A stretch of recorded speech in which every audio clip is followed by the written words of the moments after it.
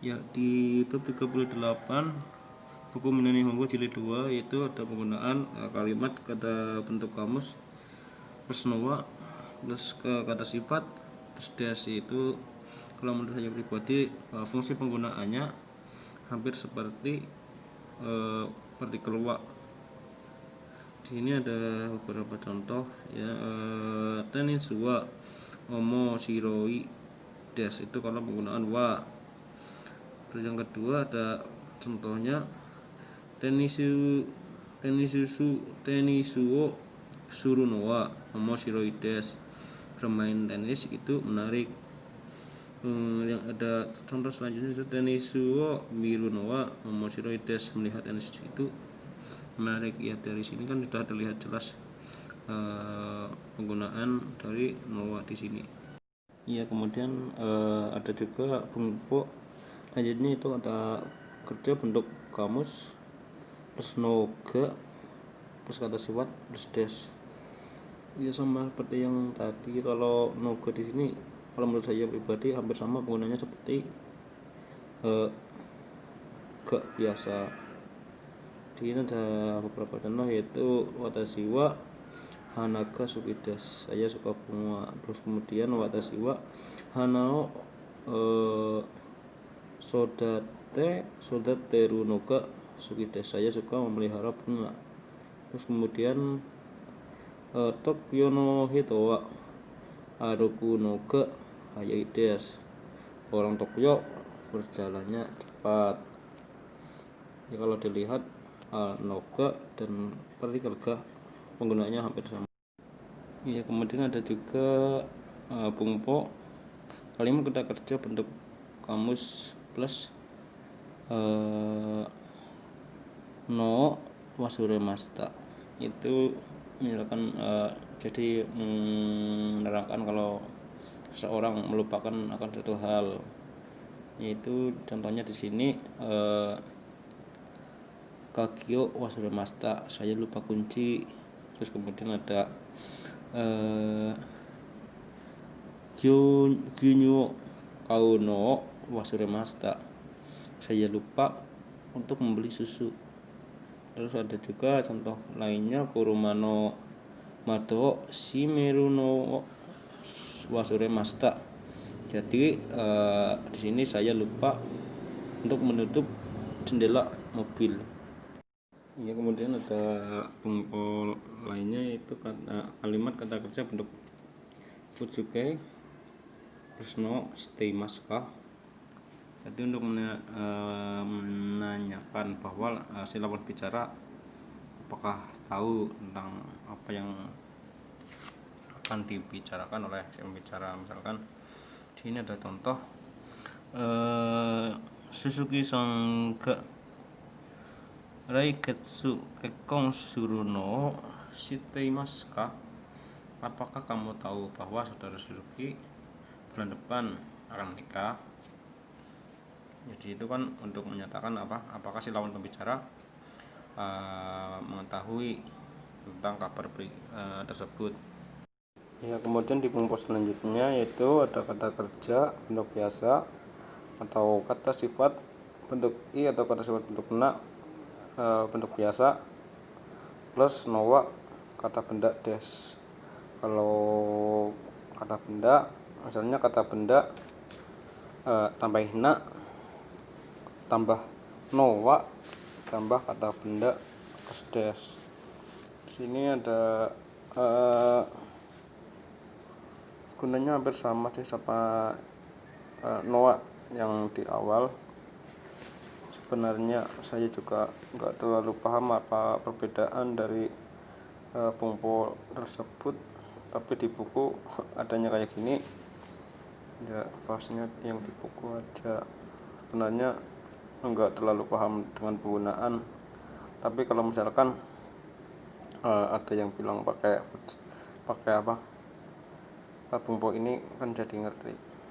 Kan di sini ada contohnya musume ga umareta no wa Hokkaido no chisana machi desu, tempat kelahiran anak perempuan saya adalah kota kecil di Hokkaido. Ada juga Juni Katsuwa Ichineng de Ichibang Isokashi Desember adalah bulan tersibuk dalam 1 tahun. Terus ada juga contoh Ichineng de Ichibang Isokashi no wa Niju Gatsu des, yang berarti dalam 1 tahun bulan yang paling sibuk adalah bulan Desember.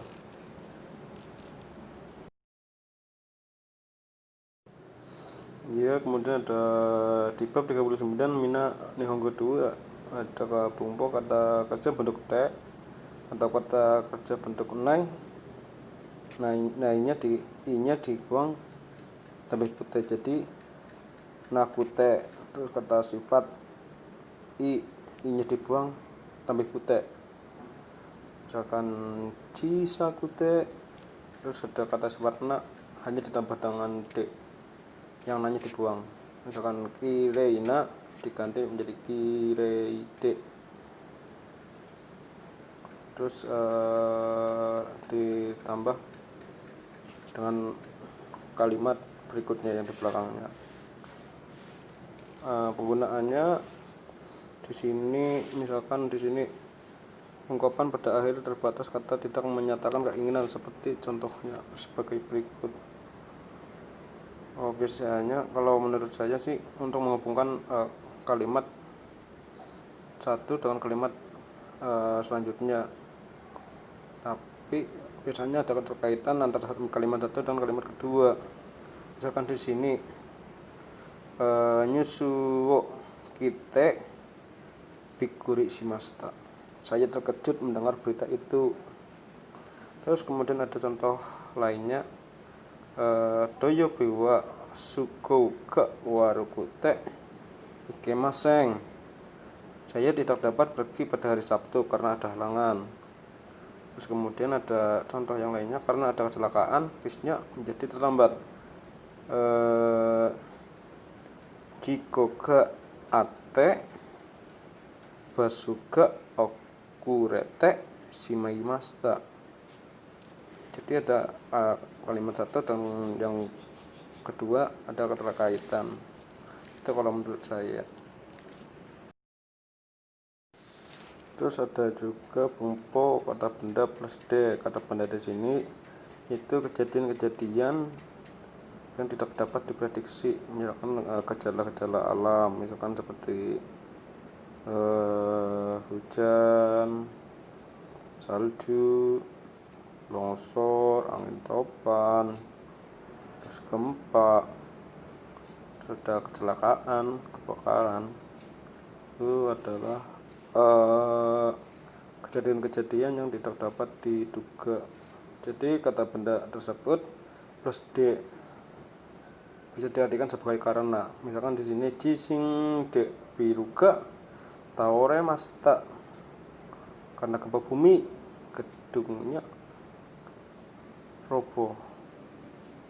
Terus ada contoh yang lainnya, byoki de kaisao yasumi masta, karena sakit saya tidak masuk kantor. Ini kan sakit kan merupakan kejadian yang tidak disangka-sangka.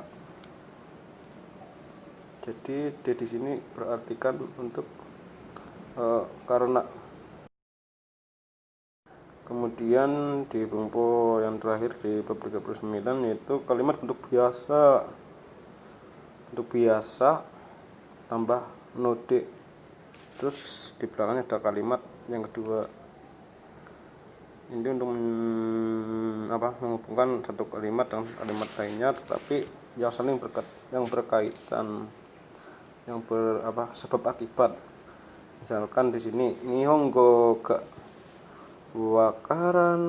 wakaranai no de eiko de hanashite itadakimasen ka, karena saya tidak mengerti bahasa Jepang, mohon Anda berbicara dalam bahasa Inggris. Merupakan suatu keterkaitan antara kalimat satu dan kalimat dua. Terus yang kedua ada contoh yujiga aru no de